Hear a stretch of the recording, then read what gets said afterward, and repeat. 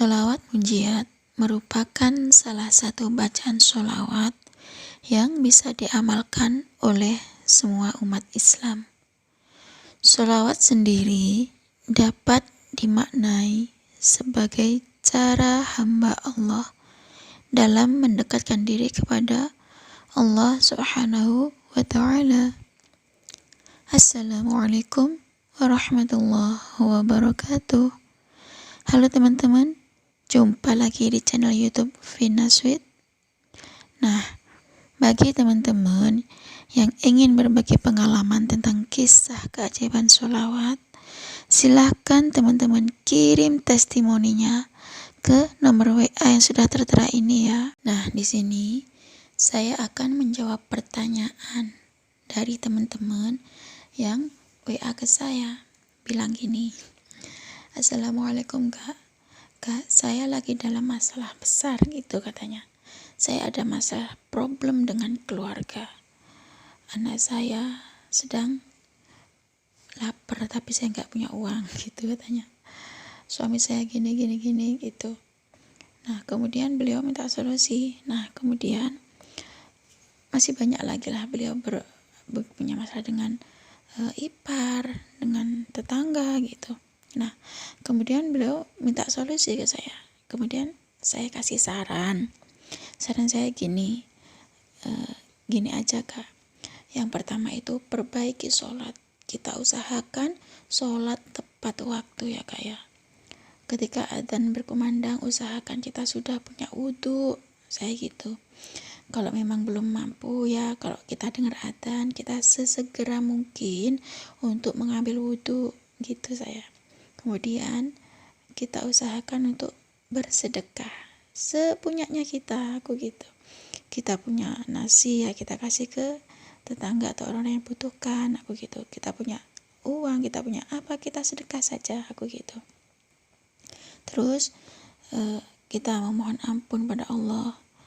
Terus jangan lupa Kak ya, kalau memang pengen hajatnya terkabul, pengen mendapatkan jalan keluar dari setiap masalah, usahakan perbanyak baca sholawat. Kalau saran saya Kak, baca sholawat munjiat 1000 kali.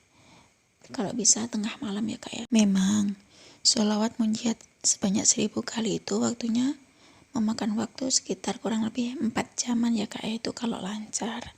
Tapi kalau memang belum mampu, baca sholawat munjiat itu minimal tuh 500 kali setiap malam ya Kak ya, rutin.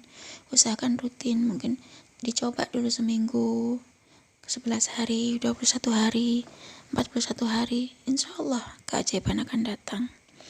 Karena sholawat itu juga bisa menghindarkan kita dari mara bahaya, mempercepat terkabulnya doa, saya bilang gitu. Kenapa harus baca sholawat munjiat? Kenapa enggak yang lain? Itu katanya. Kenapa harus 1000 kali? Ya, karena sholawat munjiat itu adalah sholawat penolong.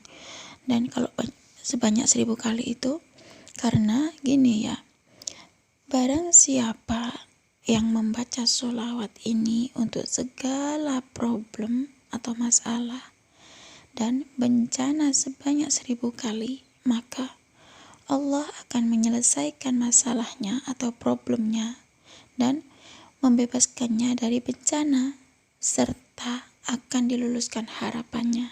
Nah gitu.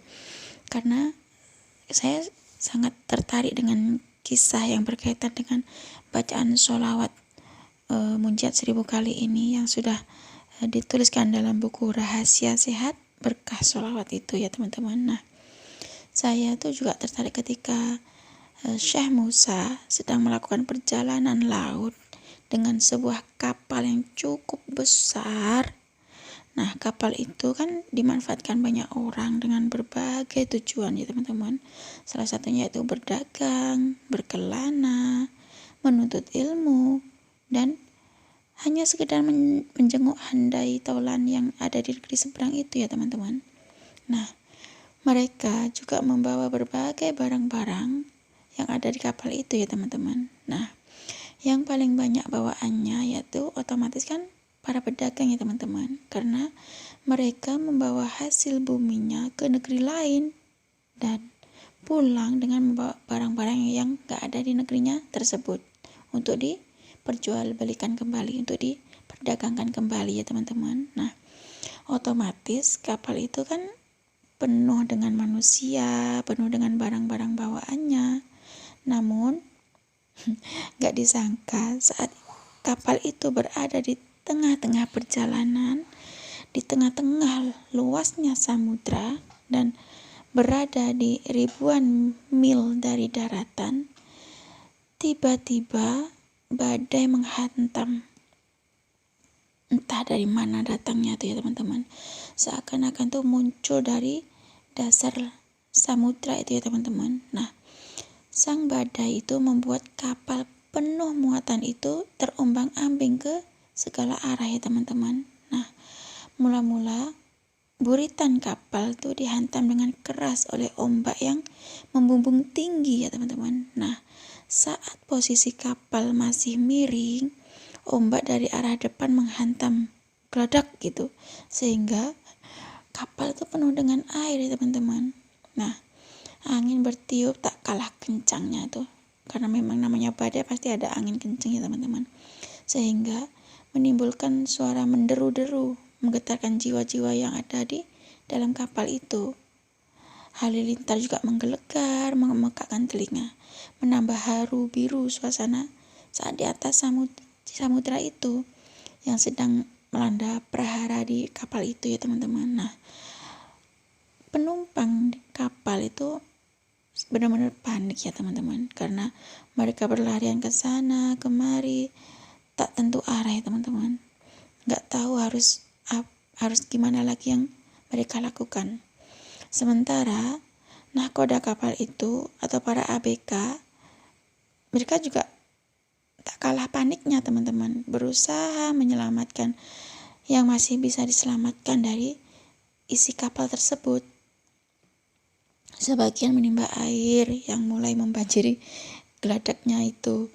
Sebagian lagi berusaha menurunkan layar agar goncangan terhadap kapal itu menjadi berkurang ya teman-teman. Namun tak sempat hal itu dilakukan karena saking kencengnya angin menghantamnya keras-keras di kapal itu, membuat layar itu jadinya patah dan terlempar ke laut ya teman-teman. Nah, Syekh Musa itu sebagai orang yang dianggap alim, dekat dengan Allah, diminta oleh para penumpang tersebut untuk berdoa kepada Allah ya teman-teman. Tapi Syekh Musa itu nggak tahu apa yang harus beliau lakukan ya teman-teman. Nah, keadaan sudah benar-benar genting, panik. Nasib para penumpang sudah demikian mengkhawatirkan ya teman-teman.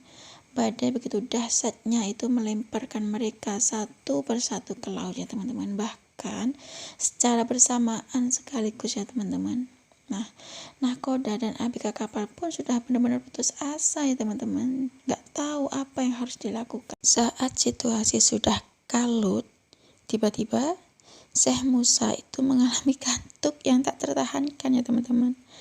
Sesaat kemudian beliau tertidur dan Syekh Musa itu bermimpi bertemu dengan Rasulullah.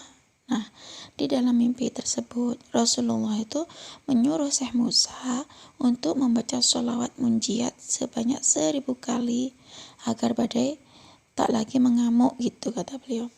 Nah, begitu Rasulullah selesai berpesan, Syekh Musa itu terbangun ya teman-teman. Akhirnya Syekh Musa yang buta pun segera menyampaikan pesan Rasulullah kepada seluruh penumpang yang ada di kapal tersebut ya teman-teman. Nah, maka mulailah mereka untuk membaca sholawat munjiat tersebut. Mereka membaca dengan suara keras untuk melawan ketakutan dan gelegarnya halilintar serta deru ombak yang terus menghantam kapal dari berbagai sisi ya teman-teman. Subhanallah. Mungkin kalau kita juga bingung ya teman-teman, dari sana menghantam, dari sini menggelegar, dari sana menderu, aduh ya Allah gitu. Nah, mata mereka pun sambil terpejam ya teman-teman, khusyuk dan penuh kepasrahan kepada Allah Subhanahu wa taala. Bacaan salawat itu terus berlanjut ketika belum mencapai angka 1000 saat mereka baru membaca sekitar 300 kali ya teman-teman. badai itu berangsur-angsur kan mengundurkan diri ya teman-teman. Subhanallah.